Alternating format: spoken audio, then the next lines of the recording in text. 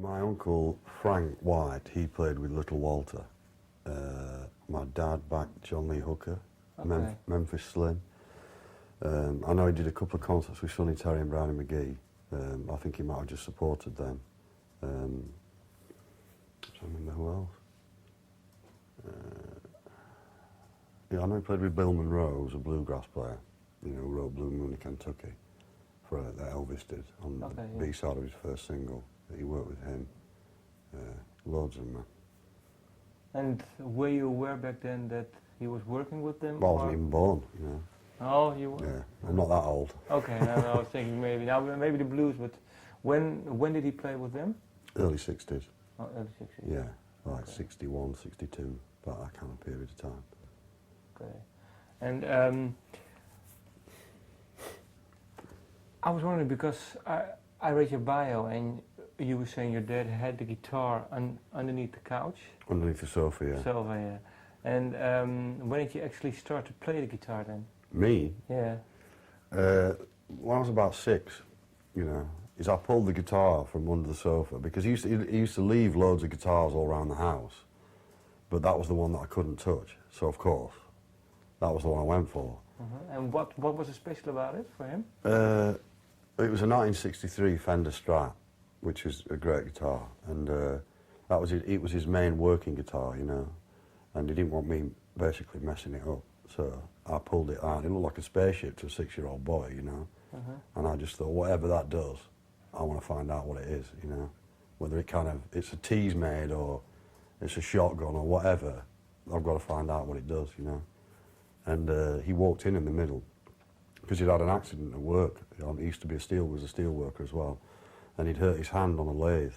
So he came home early from work and caught me, and I thought I was going to get a right hiding, you know. Yeah. And he didn't. He just sat down and showed me a few chords, and that was it. I was away, you know.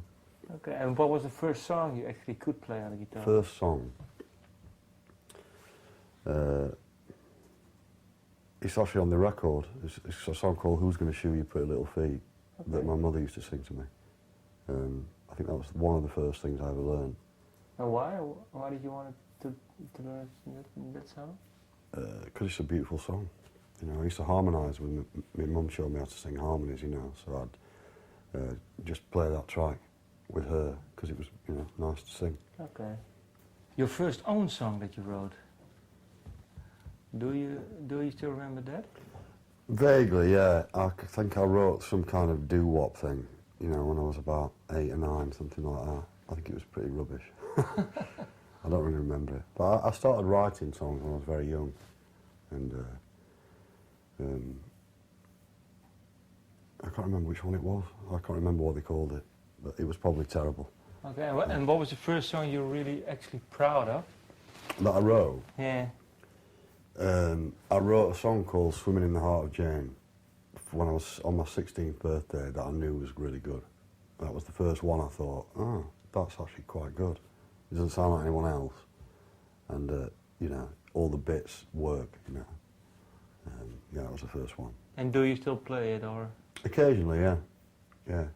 And there are songs on my records that I wrote when I was very young as well. Not too many, but 1 or 2, you know. Okay. And how come you did your first European tour aged 14? Well, I mean, it wasn't like a proper tour. It was playing strip bars and stuff, you know, and like, we played in Tilburg. I'd like a revolving stage where the curtains would close and the girl would go on, take her clothes off, and we'd have to play the backing music to her, you know. Okay. And then all the men in the audience would be quite interested in her, and then the curtains would open, the stage would revolve, and we'd play like a 20-minute set, and all the blokes would just pick up the newspapers like that, you know, and ignore us. But it was quite an interesting thing to do, you know.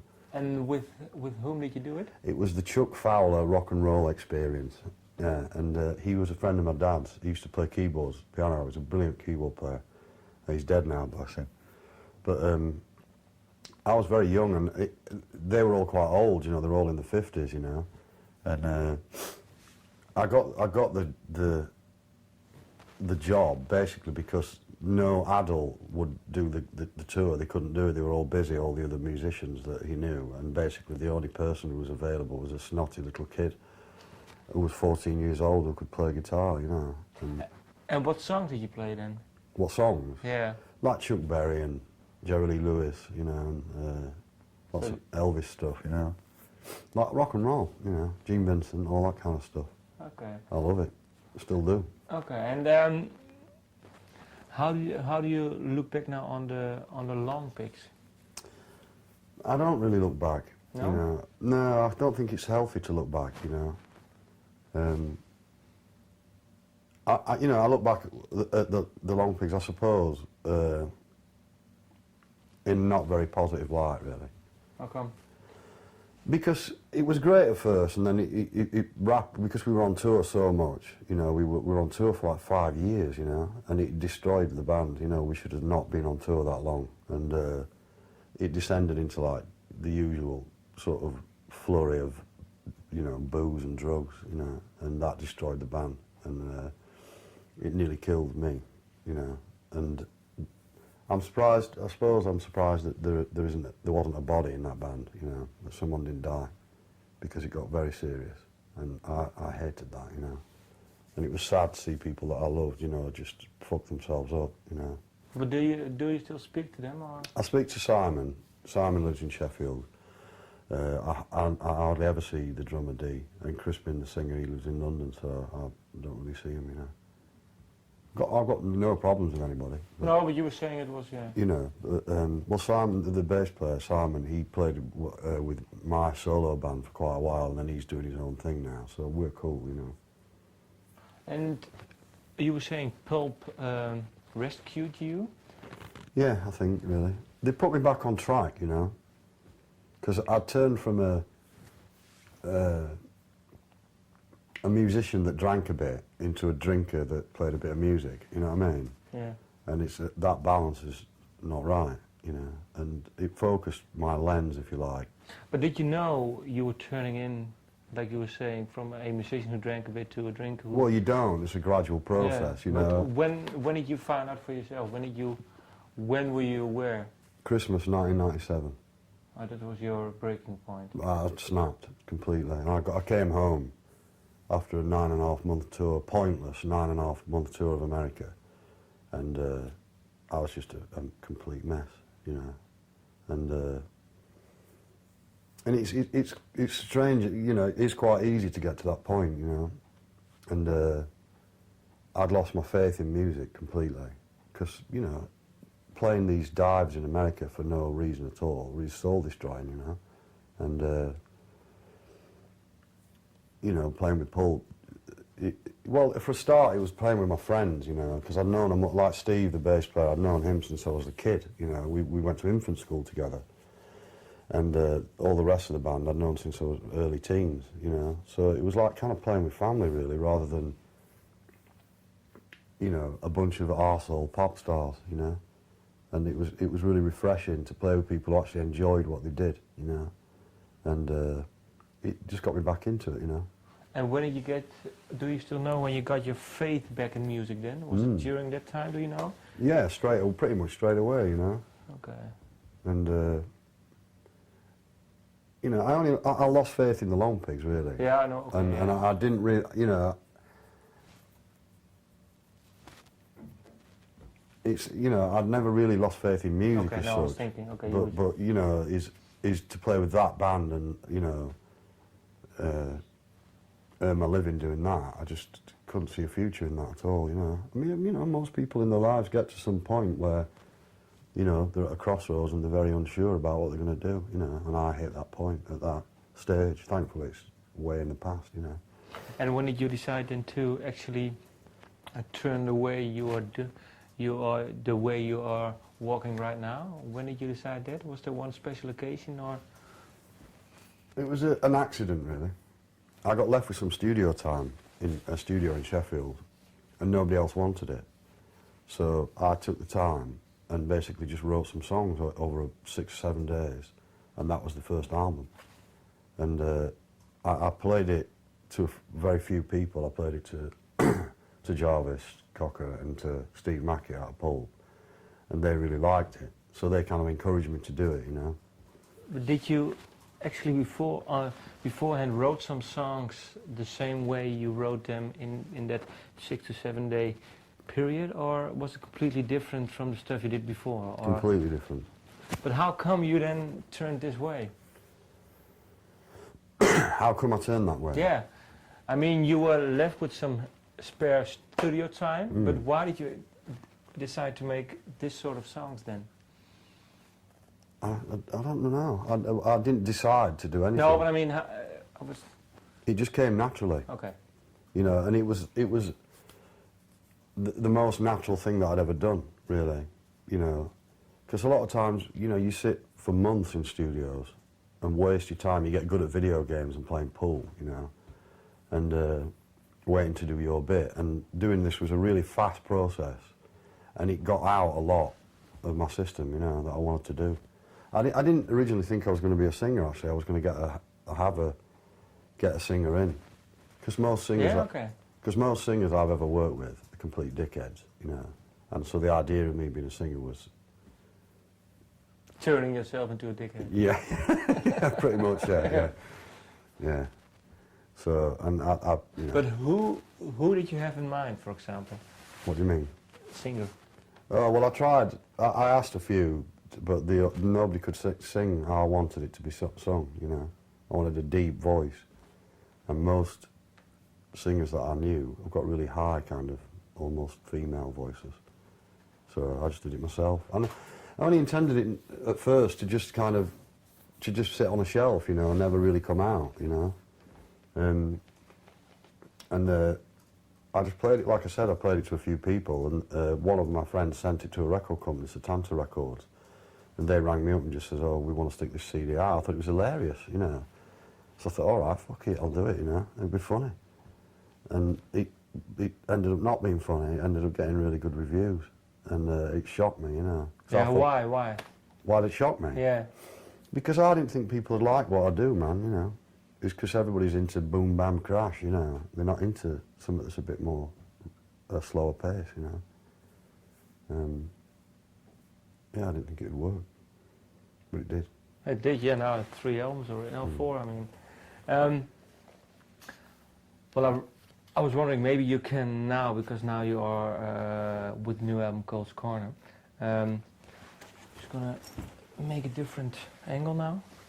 And then we can, maybe you can tell a little bit about all the albums and what makes them different to each other. Or is it hard? Yeah, don't do that question, I can't. No? No, I can't. Talking about music is very difficult, I think. Okay.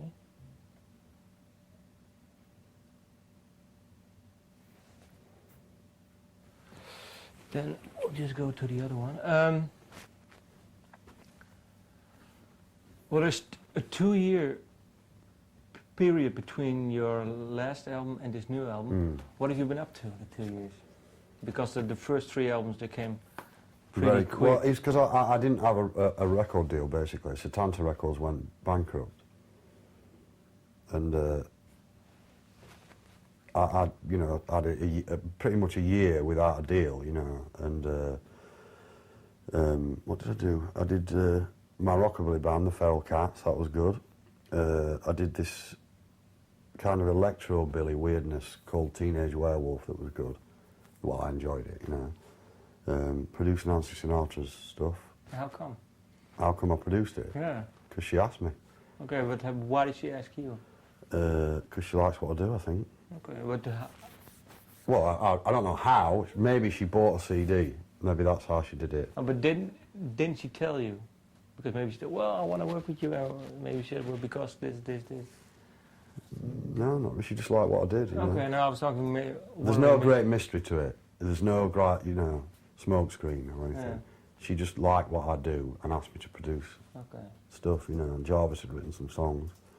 And, you know, it all came together pretty easily, really. It wasn't, you know, like I said, no great mystery.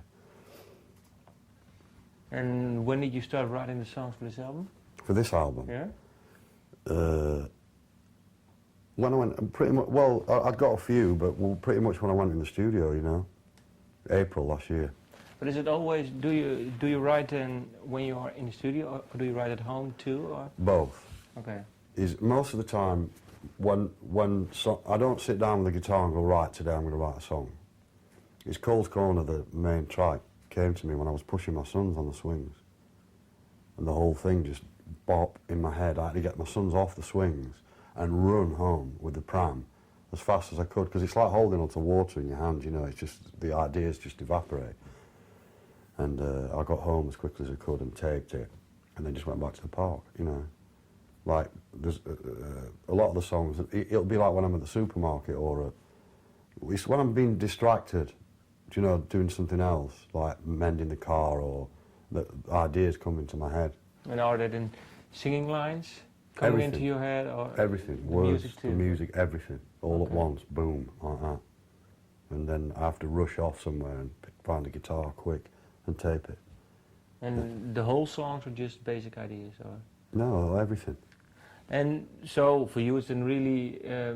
I was wondering, do you think then that a song has to come quick, or maybe you have to put some labor into it? Some songs. Okay. The best ones are always very fast, you know. And I mean, you know, I work more on the production side of it as well. You know, that you have to take time over to kind of put all the bits together that I know that are in my head, the riffs and the drum parts and everything else, you know. But that's only because I have to explain it to a drummer or a bass player, you know. And because the first records I just played everything myself, you know. But I like working with other people, so I got a band in. And for this album, what songs you were saying, Coles Croner came pretty quick? Are there other songs that came in a... The Ocean arrived when I was on holiday. Yeah? Yeah, in a boat. I mean, you know, like those blow-up dinghies. Yeah. Okay. I'd got a wetsuit on, and with me and my best mate, we always go on holiday with his family together. Mm-hmm. And it arrived when I was like kind of out at sea, and I had to get the boat back into the shore really, really quick and pick my guitar up and tape the song, you know. And wading through the water, that was a funny story, because we were up a scaffold that me and the band, we were building our practice room. You know, we've got this really nice room in Sheffield. And we were all in overalls, covered in dust, because we were getting all this old plaster off the walls, and the song just popped into my head, and I said, we've got to get upstairs quick. So we went into the studio, and I just showed them chords and wrote the words really, really quickly.